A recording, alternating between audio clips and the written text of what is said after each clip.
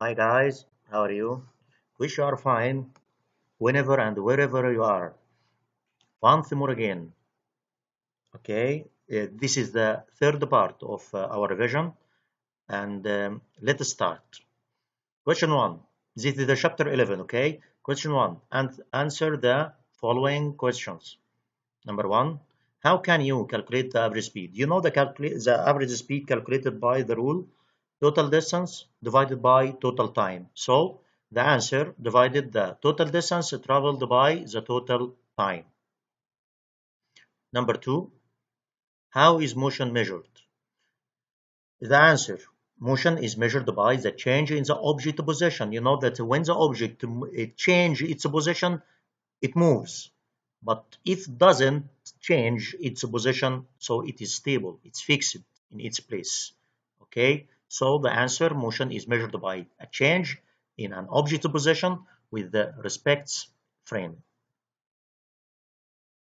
Number 3, what are the parts of lever? You know, the parts of lever is a rigid bar and the fulcrum. What about the force? There is an effort and resistance force. Okay, but about the components of the lever, just a rigid bar and fulcrum. Number 4, how does force affect motion? Force can change an object's motion because if the effect of the force in the same direction of the movement, you will find the object accelerate and increase in its speed or velocity. Number 5, what causes a dropped object to fall to ground? So you know that the gravity, that is the force that pulled any object to the ground. Question number 2, calculate the following. A car is accelerating from rest at a rate of 2 meters per second, each per second, or all per second also, because you know that the measuring unit of the acceleration meter per second square. How fast will it be going after 4 seconds? Now we have the time and also we have the acceleration. So what about the speed? How can you calculate the speed? So acceleration, what about the additives here? The additives are acceleration equal 2 meters per second all per second, time equal 4 seconds, speed, I don't know, this is ignorance for me. So the speed equal acceleration times time. So 2 times 4 equal 8, and don't forget to put the measuring unit meter per second. Next page. Number 2. Calculate the acceleration of the car when its force is 100 Newton forward and its mass is 160 kilogram. So what about the additives here? Acceleration, I don't know the acceleration.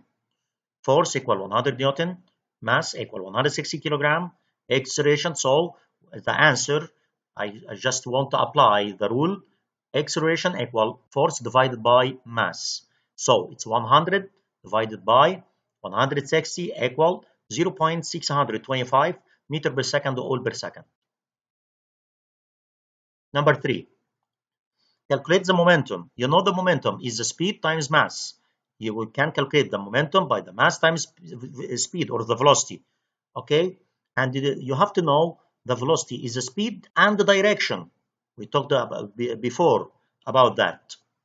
So momentum equal mass times, so the mass equals 60 kilogram and the velocity equals 7 meter per second. Momentum equal mass times velocity, 6 times 7 equal 42 kilogram meter per second.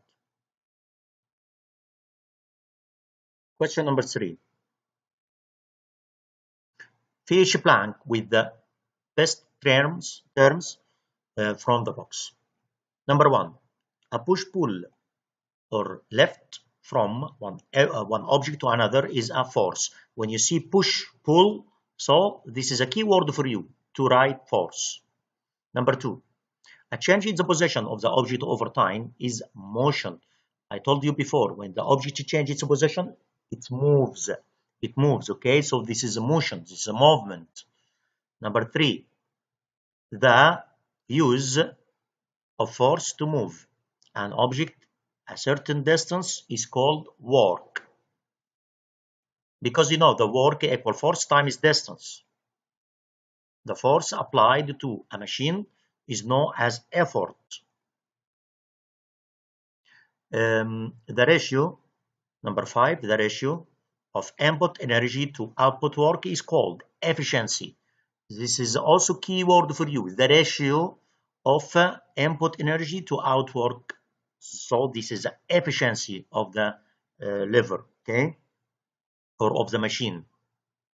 Number 6, when you drop a ball, gravity changes potential energy into kinetic energy.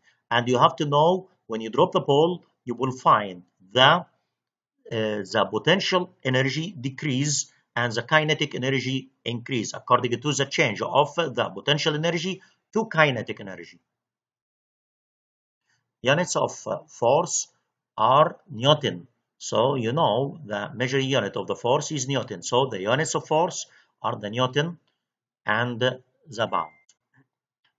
Number 8, an object's motion will not change if you only apply balanced force.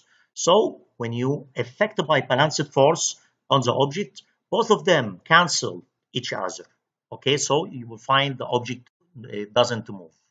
Number 9, the speed and the direction of the moving objects are its velocity. Why I write velocity? Because you see here speed and also direction.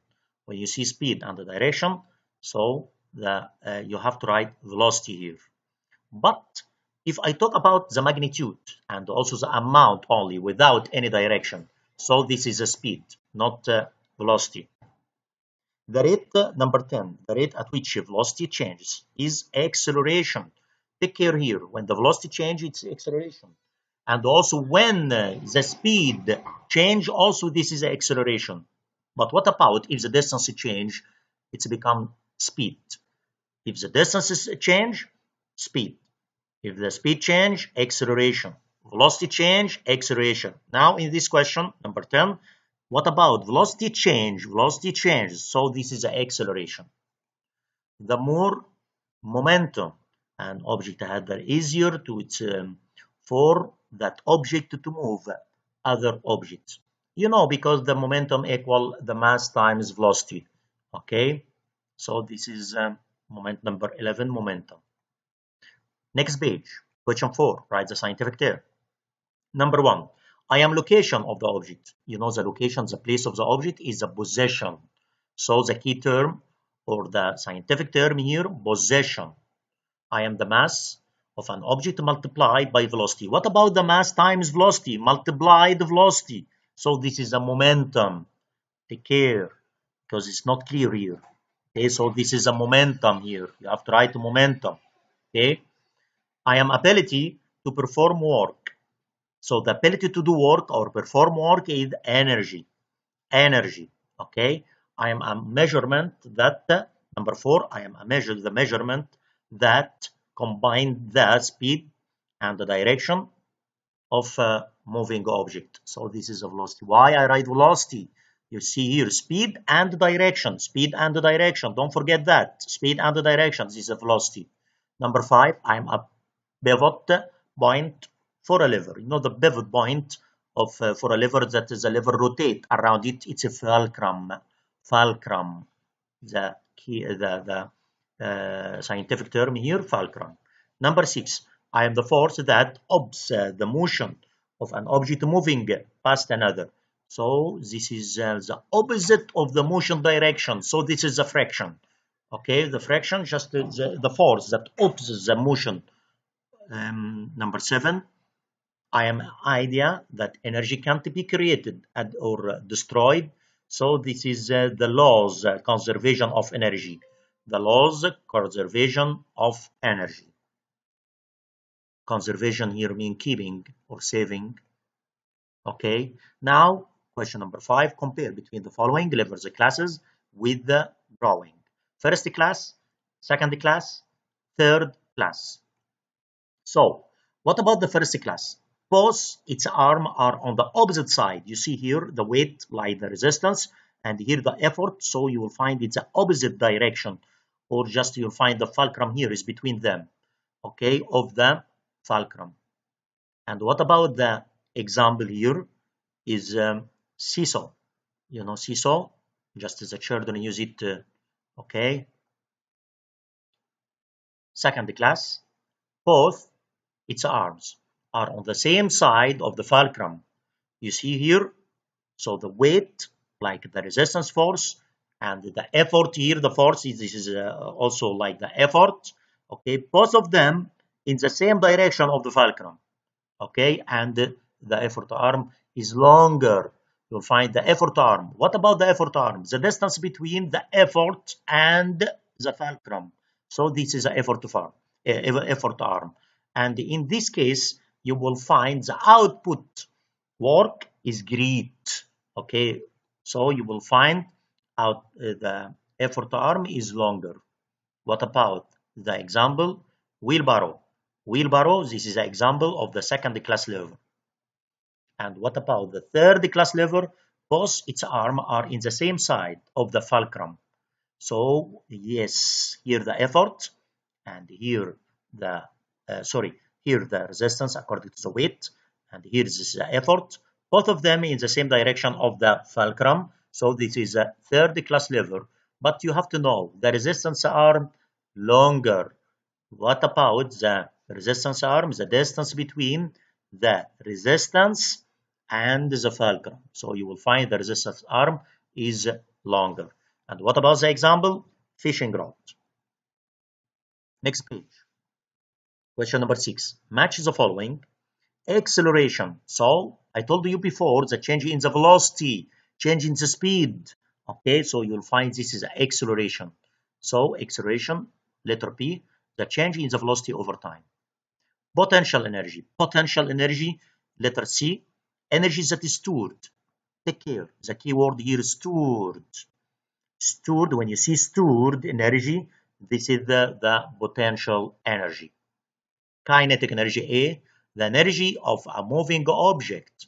So you see here, kinetic energy. Kinetic energy according to the moving. When you see the moving object, okay, so this is a kinetic energy. Any object move has kinetic energy. Energy, what about the energy? It is the ability to perform work or do work or change an object. Change an object place, change an object location, position. Okay, so this is energy. Question number 7. Name the following machine. This is called screw. Wedge. This is wheel and the axle. You see the wheel and the road here is axle. So the wheel and the axle. Okay. Inclined plane. This is an inclined plane. Pulley. You know the pulley. And this is a rope or chain here. Okay. And lever. So you see the lever. Effort. Fulcrum. And here you find the resistance also. Okay. So this is a lever. Question number 8. True or false? The speed and the direction of the moving object is a velocity. Yes, true. What about speed and direction? Speed and direction. So this is a velocity. Okay, true. Number 2. The mass of an object multiplied by its velocity. That is motion. So this is a momentum. I told you before.